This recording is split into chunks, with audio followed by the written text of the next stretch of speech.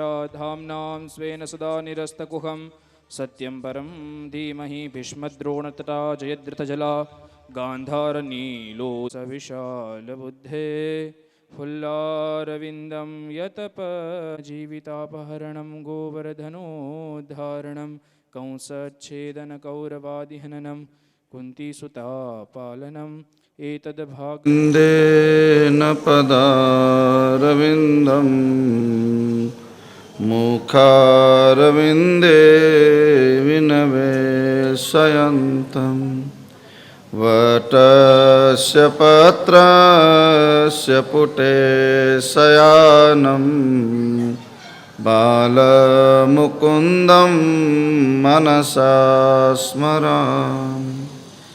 श्रीकृष्ण गोविंद हरे मुरारे, हे नाथ नारायण वासुदेव। जिह्वे पिबस्वामृतमेतदेव, गोविन्द दामोदर माधवे।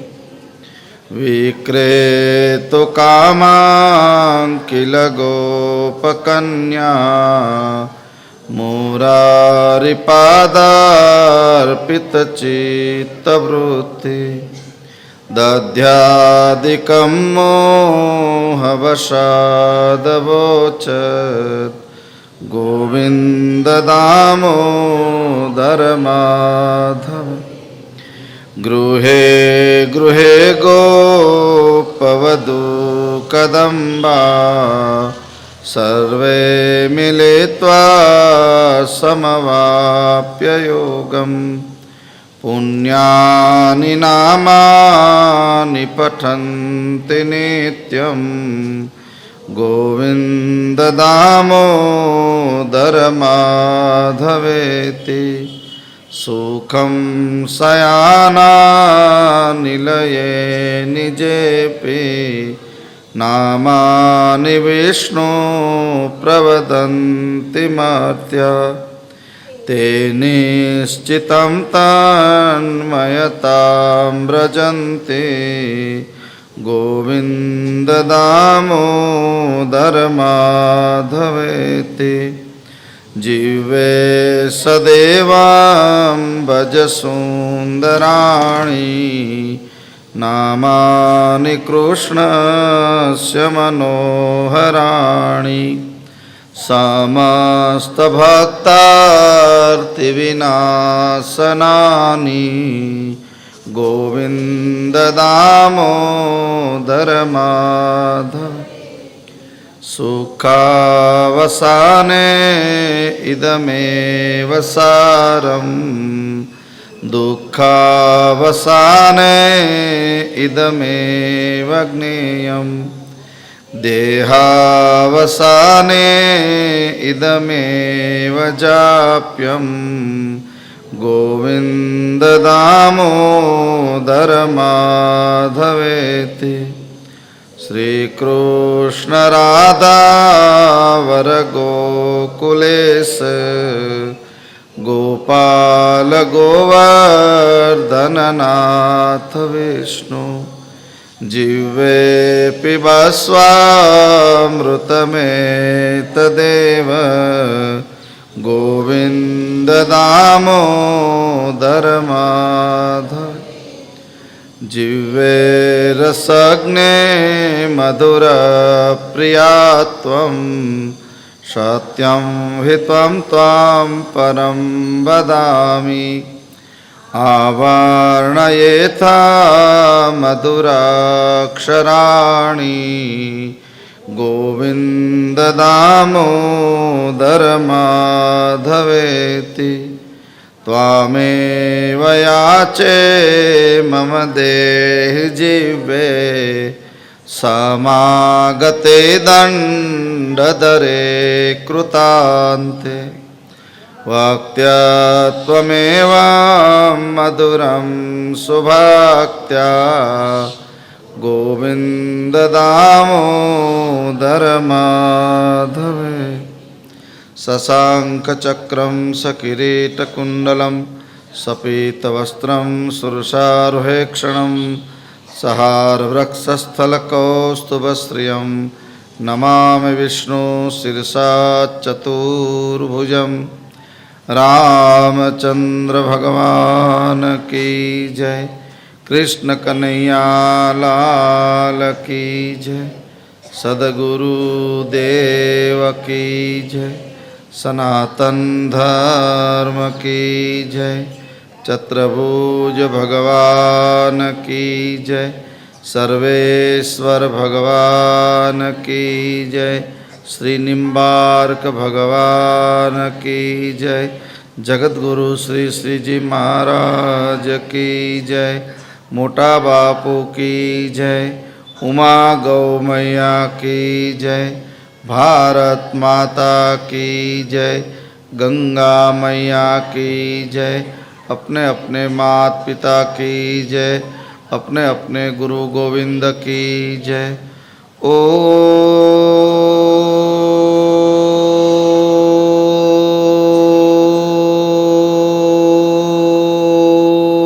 नमः पार्वती पतये हर हर महादेव। श्रीमन्नारायण नारायण नारायण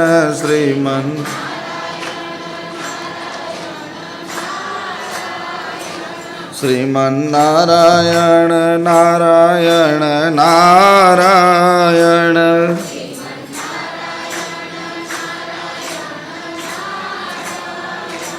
सत्यनारायण नारायण नारायण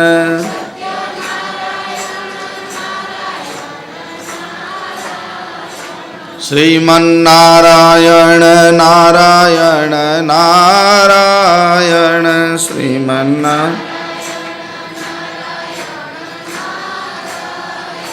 श्रीमन्नारायण नारायण नारायण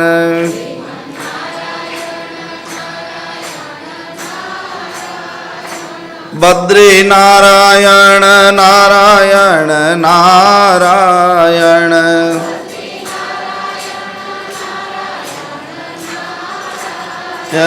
लक्ष्मी नारायण नारायण नारायण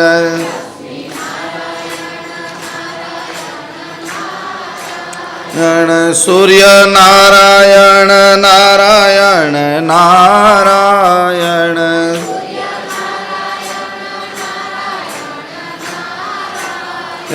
सरोवर नारायण नारायण नारायण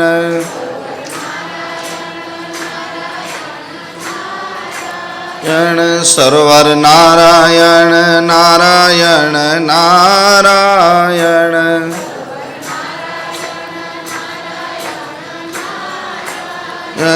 लक्ष्मी नारायण नारायण नारायण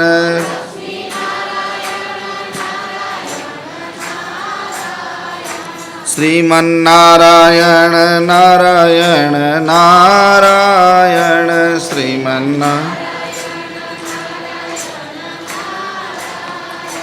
श्रीमन्नारायण नारायण नारायण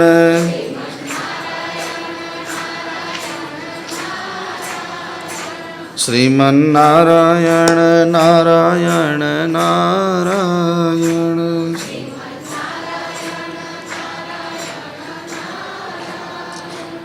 कृष्ण कन्हैया लाल की भागवत भगवान की।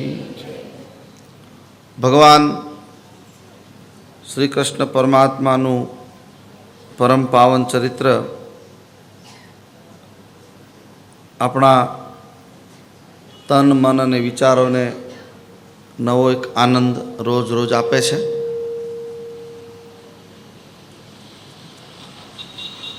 ગઈકાલે આપણે વાત હતી કે તમે જ્યારે પણ ઘરમાંથી બહાર પગ મૂકો ત્યારે નારાયણ નારાયણ નારાયણનું સ્મરણ કરતાં કરતાં ઘરમાંથી બહાર નીકળો।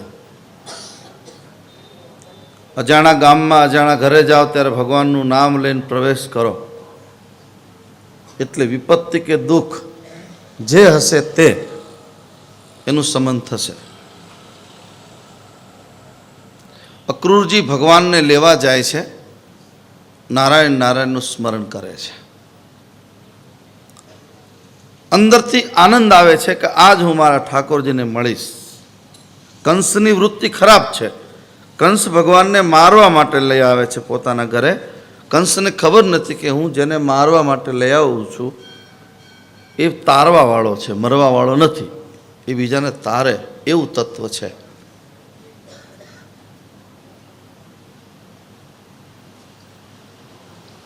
અક્રૂરજી વિચાર કરતા કરતા જાય છે, હું ત્યાં જઈશ ત્યારે કૃષ્ણ મને શું કહેશે.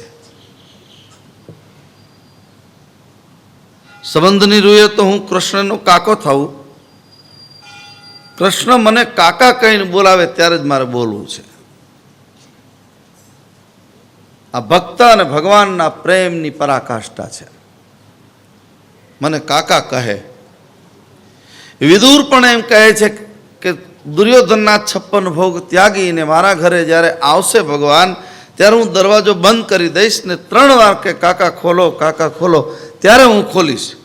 અહીંયા અક્રૂર કહે છે મારે ભગવાનના કાકા થવું છે. ભગવાન તમે કહે છે કે જેવા ભાવે તમે મને પોકારશો એવા ભાવે હું હાજર થઈશ તમારી પાસે. આ ઠાકોરજી કહે છે આપણને. આપણા કાનમાં અનેક પ્રકારના મેલ ભરાણા છે ને એટલે પૂરેપૂરી હવા અવાજ પડદા સુધી પહોંચતો નથી, કારણ કે પડદામાં પણ લીકેજ થઈ ગયું છે. આપણે એમાં પણ હોલ પડી ગયું છે, સાચું સંભળાતું નથી. અહીંયા ભગવાનને એવો અવાજ સંભળાય છે જે નક્કોર અવાજ હોય. આ ભગવાનની કથા. અક્રૂરજી પોતાના દરેક કામમાં ભગવાનનું ચિંતન કરે છે, દરેક ક્ષણે ક્ષણે ભગવાનનું ચિંતન કરે છે. આપણે અહીંથી હરિદ્વાર જઈએ કે દ્વારકાધીશ જઈએ તો દ્વારકા જતા જતા જતા પહેલા આપણે ચિંતન કોનું કરીએ છીએ? દાખલા તરીકે આપણે દ્વારકા જવાનું છે, બરાબર? કોનું ચિંતન થાય 2 દિવસ પહેલા? દ્વારકાધીશનું? ના. તો પહેલાં લો બીપી હાઈ બીપીની ટીકડી લઈ લઉં, પછી થેપલા બનાવું, પછી સૂકી ભાજી બનાવું, 2 દિવસ સાથે સારું રહે એવી શું વસ્તુ લઈ લઉં, આટલું મારે જે જોઈએ તે એ પ્રમાણે હું લઈ લઉં. આપણું ચિંતન આ છે. અક્રૂરનું ચિંતન શું છે? અક્રૂર એમ કહે છે મને મારા ભગવાનના પાદ કમલોના દર્શન થશે, એના ચરણ જ્યાં જ્યાં પડ્યા છે ત્યાં એમાં હું આળોટીશ.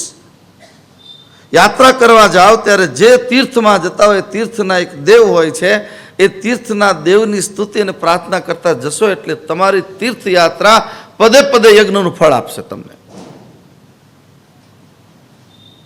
એક પગલું મૂકો ને એક યજ્ઞનું ફળ, એક પગલું મૂકો ને એક યજ્ઞનું ફળ.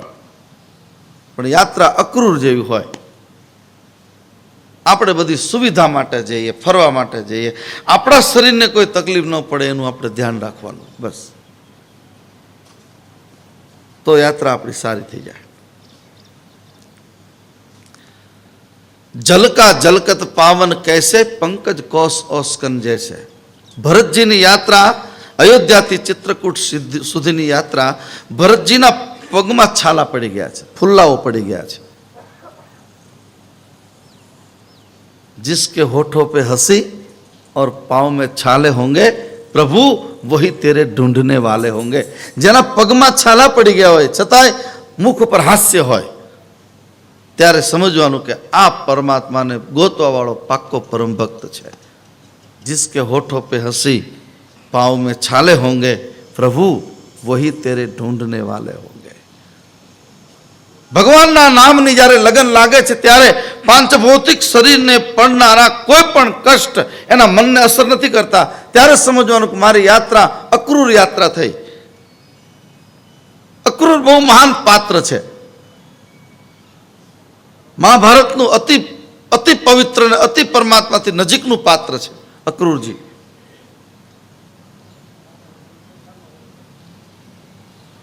ચિંતન કરતા કરતા જાય છે. રથના ઘોડા ક્યારેક ક્યારેક ઊભા રહી જાય, અક્રૂરને ખ્યાલ નથી રહેતો.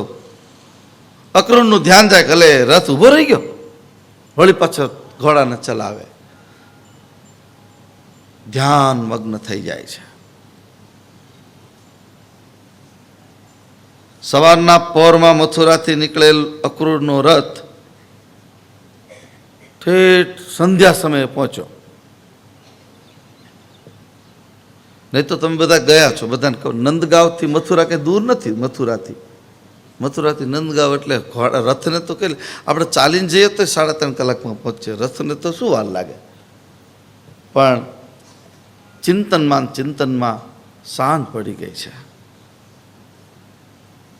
ક્યારે દિવસ પૂરો થયો? મારે તો આપણે એ કહેવું છે કે એવું જીવન જીવજો કે 100 વર્ષ ક્યારે પૂરા થઈ જાય આપણને ખબર ન પડવી જોઈએ. એનું નામ છે જીવન.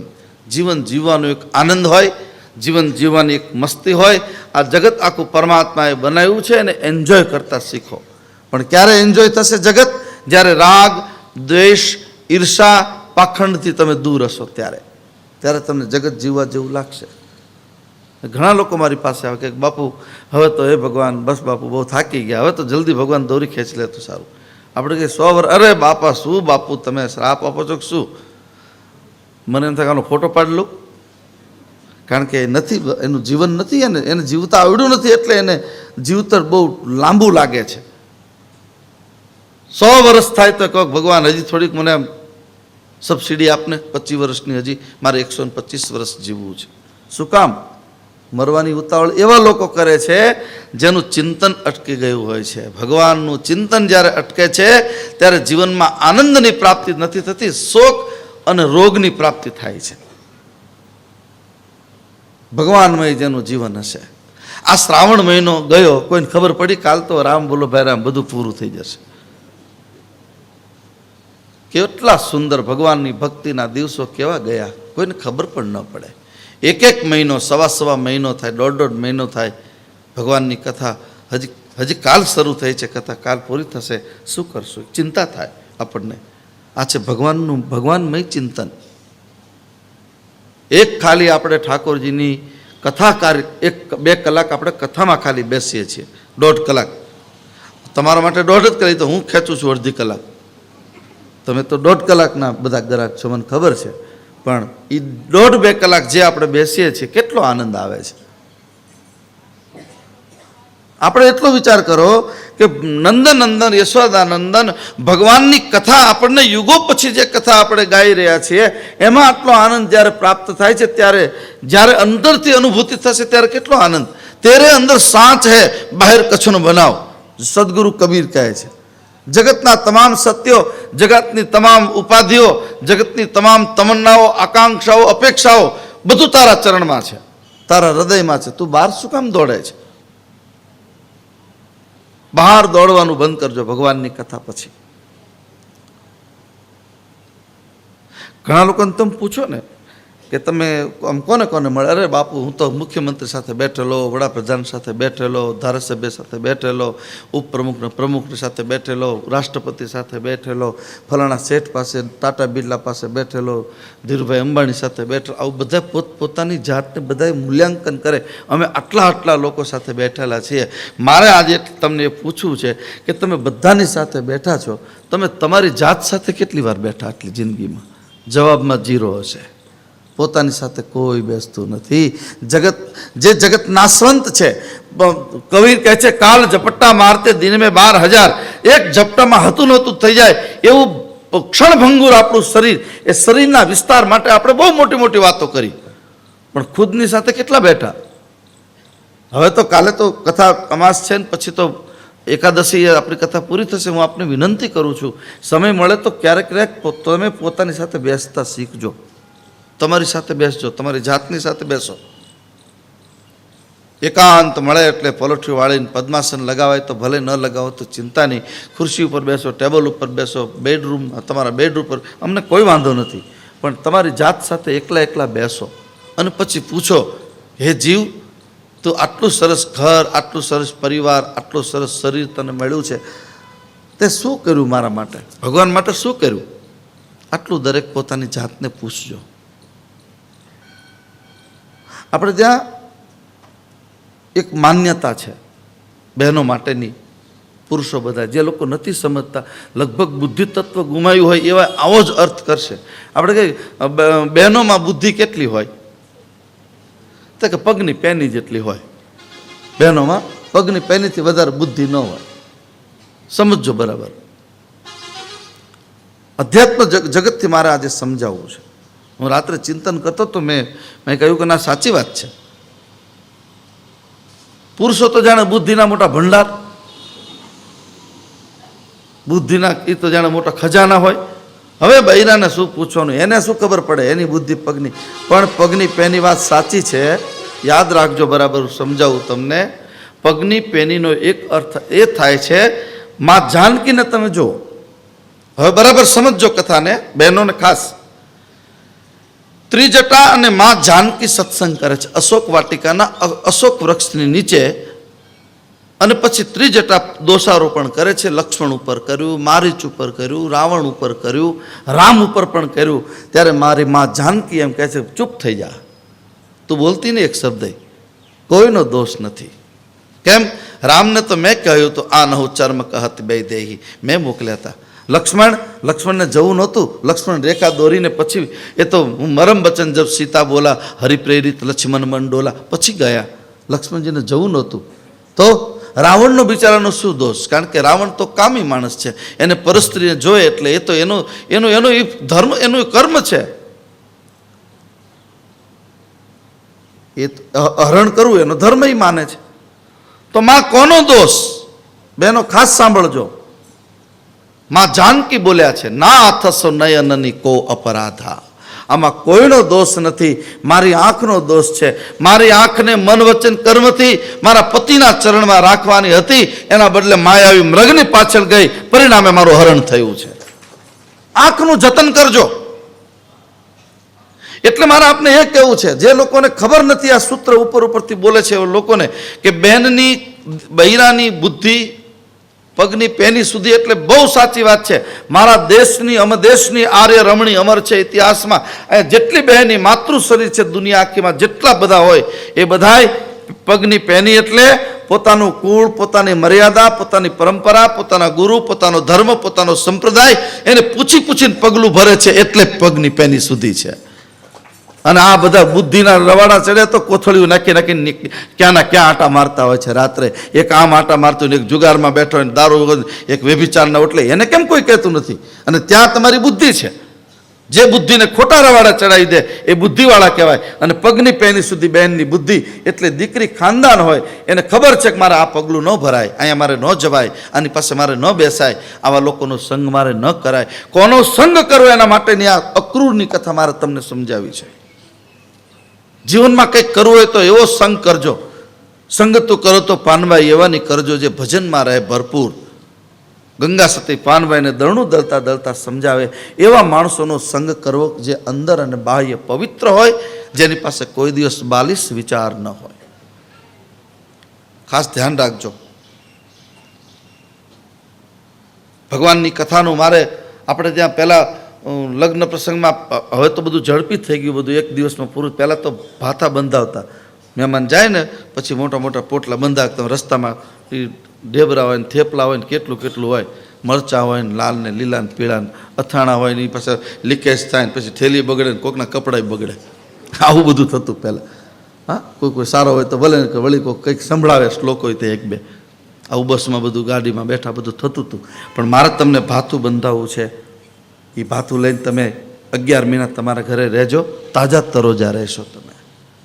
એ ભાથું એવું છે, તમારી બુદ્ધિને ક્યારે બગડવા નહીં દે, તમારા વિચારોને ક્યારે બગડવા નહીં દે, તમારી તમન્નાઓને ક્યારે બગડવા નહીં દે, તમારી ચિત્તવૃત્તિને ક્યારે બગડવા નહીં દે. આ ભગવાનના નામનું ભાથું છે, હરિનામનું ભાથું. કોની પાસે બેસવું વિચાર કરજો. નબળો માણસ હોય ને એનાથી દૂર રહેવું. જેના વિચારો સારા ન હોય, જેના વિચારો ખોટું ખાતા ખોટું પીતા હોય, એકલી રાગ દ્વેષ ઈર્ષા તારીમારી કરતા હોય, એવા લોકોનો સંગ નહીં કરતા. જો તમારે તમારા ભજનને સાચવવું હશે તો સોચજો જરા. તમારી ભીતરી અંદર તમારે જો વાતો કરવી હશે તો, તમારા જીવનમાં અંદર તમારા ઊંડાણમાં જો ચર્ચા કરવી હોય, એકલાની સાથે બેસો, બસ તમને પોતાને સમજો. કબીર સાહેબનું બીજક નામનું એક પુસ્તક છે, હું એનું લખીને લાવ્યો છું. આપણે બધાએ શું કર્યું? આપણા મનને આપણે ક્યાં રાખવું તો કોઈને ખ્યાલ. મહાત્માઓને ખુરશી નાખી દો બધા આગળ એક બાજુ, ક્યાં ત્યાં લાઈનમાં, તમારી લાઈનમાં જ ખુરશી, બધાને ખુરશી પર બેસાડવાનું છે. આપણે આપણા મનને ક્યાં રાખવાનું હતું ને ક્યાં રાખ્યું જરા સોચજો. દંડોત. આપણે બધાએ સાથે મળી નક્કી કરવું છે. કબીર પણ કહે છે બીજકમાં પોતાની વાણીને પવિત્ર કરવા માટે, એ કહે છે કે આપણે શું કર્યું? આપણે ખોટું એ કર્યું. કોસ કરે નગર રખવરિયા, માંસ ફેલાઈ ગીધ રખવરિયા. અદ્ભુત ભાષા છે કબીરની. કોસ કરે નગર કોટવરિયા. આ નગરની કોણ ચોકીદારી કરે? કબીર કહે છે. સમજો, કબીરની વાણી સમજજો. થોડી ભાષા તમને થોડી ફેર લાગશે, પણ હું તમારી ભાષામાં સમજાવીશ. ચોકીદાર કેવો હોવો જોઈએ? આપણે જે ચોકીદાર રાખીએ ઘરમાં કે દુકાનમાં કે ફેક્ટરીમાં, ચોકીદારનું કામ છે જાગવું, એની રક્ષા કરવી, બધી વસ્તુનું ધ્યાન રાખવું. આપણે ચોકીદાર કેવો રાખ્યો? કોસ કરે નગર કોતવરિયા, માંસ ફેલાઈ ગીધ રખવરિયા. માંસના ટુકડા છાપરા ઉપર મૂકી દીધા. કબીર કહે છે માંસના ટુકડા આખા છાપરા ઉપર મૂકી દીધા, અને પછી ગીધ પક્ષીને કીધું તમે આનું ધ્યાન રાખજો ને હું જરાક નીચે રસોઈ કરવા જાઉં છું. શું થાય તમે વિચારો? માંસ ફેલાઈ ગીધ રખવરિયા. મુસભો નાવ મંજાર કડહરિયા. કડહરિયા એટલે બિલાડી, બિલ્લી. મુસ એટલે મુસક એટલે ઉંદર. મુસભો નાવ મંજાર કડહરિયા, સોવે દાદુર સર પર રખવરિયા. ઉંદર હોય, ઉંદર એને એક મોટા તપેલામાં ભરી અને મૂકો, અને પછી બિલાડીને એમ કહો તું આનું ધ્યાન રાખજે ને, હું શાક માર્કેટમાં જઈ આવું. શું થાય તમે કહો? બિલ્લીને કહો તારા ઉંદરનું ધ્યાન રાખવાનું. તમે તમારે જાતે જ સમજો ને શું થશે. કબીર કહે છે સોવે દાદુર સરપ પહરિયા. દાદુર એટલે દેડકો. દેડકાનો સમૂહ હોય એને એક પાત્રમાં ભરીને રાખે, ને પછી સર્પને તમે એની કોતવાલી સોંપો કે તું આનું ધ્યાન રાખજે. એવી સ્થિતિ આપણી બધાની થઈ છે. બેલ બિયાય ગાય બંજનિયા. કબીરના શબ્દો તો તમે જુઓ. બેલ એટલે બળદ. બળદ વિયાય છે, એ બચ્ચાને જન્મ આપે છે, અને ગાય બંજરિયા, ગાય જન્મ આપતી નથી. કેટલી કેટલી અદ્ભુત વાતો છે. આ બધી જ વાત કબીર સાહેબ આપણને કહે છે, બીજા કોઈને કહેતા નથી. આપણે આપણા મનને ક્યાં રાખવાનું હતું? કઈ જગ્યાએ રાખવાનું હતું મનને? ભગવાનના નામમાં, ભગવાનની સેવામાં, એના સ્મરણમાં એને રાખવાનું હતું. એના બદલે આપણે ક્યાં રાખ્યું? ગાડી, બંગલા, ધંધા, રોજગાર, આ તે બધું. એટલે આપણે ખોટા માણસોને સોંપી દીધું, એટલે એ તો ખોટું જ કામ થવાનું. એમ આ આપણા જીવનમાં કબીર એમ કહે છે સોવે દાદુર સરપ પહારિયા. દેડકા હોય એને એરું ખાધા વગર રહે જ નહીં. એમ જ્યારે મોતના મોઢામાં જ્યારે આપણે બેઠા છીએ ત્યારે એકવાર ચોક્કસ જવાનું છે. વહેલું કે મોડું પરમાત્માએ નક્કી કરવાનું છે, આપણે નથી કરવાનું. પણ કથા સાંભળતા સાંભળતા જેને લાંબુ જીવન જીવવું છે તો આનંદથી જીવન જીવવું છે. એક વસ્તુ ધ્યાન રાખજો, જગતના કોઈ સુખ તમારું આયુષ્ય નહીં વધારે. આયુષ્ય વધારવાની એક જ દવા જગતમાં છે, આનંદ મારો. બસ કોઈ પણ ટેન્શનથી બચો, આયુષ્ય વધશે તમારું.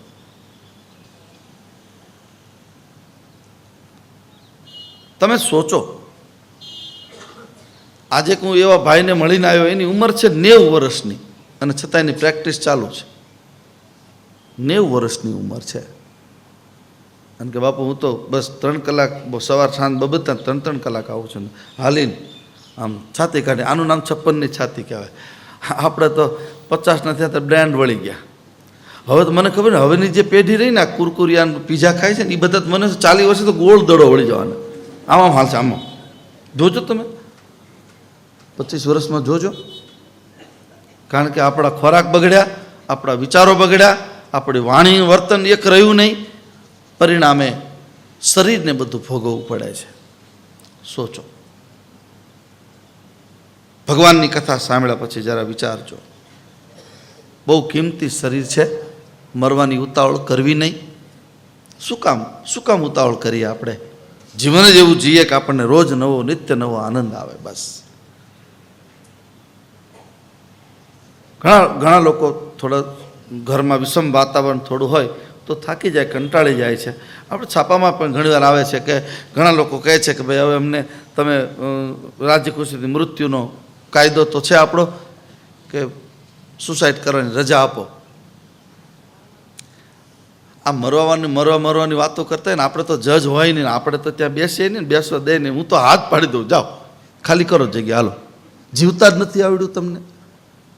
ભગવાનની કથા આપણને જીવતા શીખવાડે છે. શ્રાવણ મહિનાનો ચાતુર્માસની કથા જીવન જીવવાની ચાવી સમજાવે છે. આર્ટ ઓફ લિવિંગ, જીવન જીવવાની કળા. જીવન જીવવાની કળા જગતમાં સસ્તામાં સસ્તી કોઈ જગ્યાએ હોય, ભગવાનની કથામાં છે.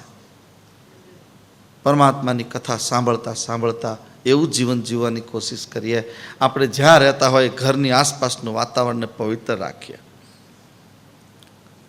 આડોશમાં પાડોશમાં આપણે આપણા ઘરે કંઈ ચર્ચા કરતા હોય, વાતો કરતા હોય, દિવાલોને ખબર ન પડે એમ આમ સાયલેન્ટ વાતાવરણથી તમે જીવશો, ત્યારે તમારા ઘરમાં શાંતિની પ્રસ્થાપના થશે. બંગલો કેટલો મોટો છે યાદ રાખો, મહત્વનું નથી. મહત્વનું છે તમારું વાણી અને તમારો વિચાર. એ કેટલો શુદ્ધ છે એના ઉપર તમારી જીવનની આખી ખબર પડે. અક્રૂરજીની વાણી, એનું વર્તન, એનો વિચાર ભગવાનમાં લાગેલો છે. બસ ભૂખ તરસનું કાંઈ ભાન રહ્યું નહીં. જીવન પથના પથિક છે. બસ ભગવત સ્મરણમાં ચિંતનમાં જો આપણું જીવન જશે, બસ આનંદમાં મસ્તીમાં સમય પૂરો થઈ જાય, ખબર નહીં પડે. આટલું વાતાવરણ તો તમારા ઘરનું કરજો, બીજું કંઈ ન થાય તો કંઈ નહીં. પોતાની સાથે બેસતા શીખો. બસ બીજા બધાની સાથે ગમે એટલું બેઠા હોય, પોતાની સાથે બેસો, આનંદ બહુ આવશે. એકલા પડો ત્યારે પોતાની સાથે, પોતાની જાતની સાથે વાતો કરો. પેલા જે મેં ભરવાડની વાત કરી હતી ને કે ભગવાનની સાથે વાતો કરતો, માથામાં તેલ નાખી દઈશ ને નવડાવી દઈશ, એ રીતે એકલા તમારી જાત સાથે વાત કરો. હું કોણ છું, ક્યાંથી આવ્યો છું, મારે શું કરવાનું છે, અને મારું ગંતવ્ય સ્થાન શું છે, મારે ક્યાં જવાનું છે. સદગુરુ કબીર પોતાની ભાષામાં એને ભજન કરતાં કરતાં, સાધના કરતાં કરતાં જ્યારે એને પ્રાપ્ત થયું, ત્યારે એને કમાલ અને કમાલીને કહે છે હવે બંધ થઈ જાઓ. બસ અધૂરા છલકાય ભરેલો હોય ને, હવે એને બહુ, અને ગંગા સતી પાનબાઈને પણ કહેતા ગયા, પૂર્ણ પાકેલો માણસ એને બહુ મેળા મેલાવડા કરવા નહીં. એ અર્થમાં મેળા મેલાવડા એટલે એ આધ્યાત્મિક અર્થની અંદર કહે કબીર મેં પૂરા પાયા, ત્યારે એને આનંદ. અને પછી આખું જગત એના માટે શૂન્ય બની જશે.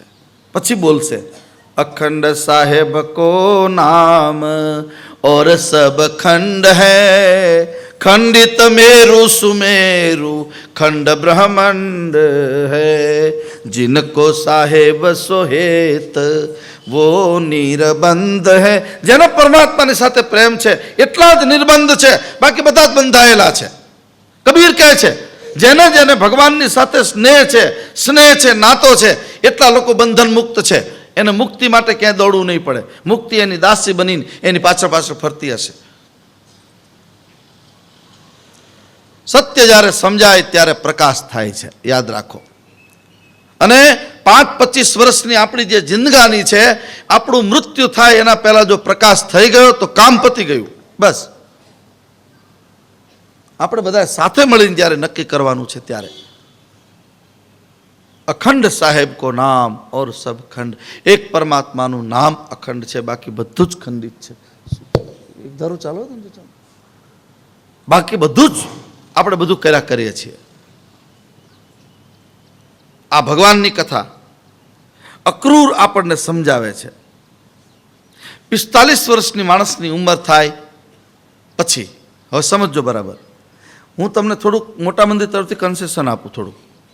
અત્યારે બધા જેમ આ બધા પેલું શું કહેવાય અનામત માટે બધા દોડે છે કે તમને થોડુંક વધારે સુરક્ષિતતા આપો, સુરક્ષિતતા.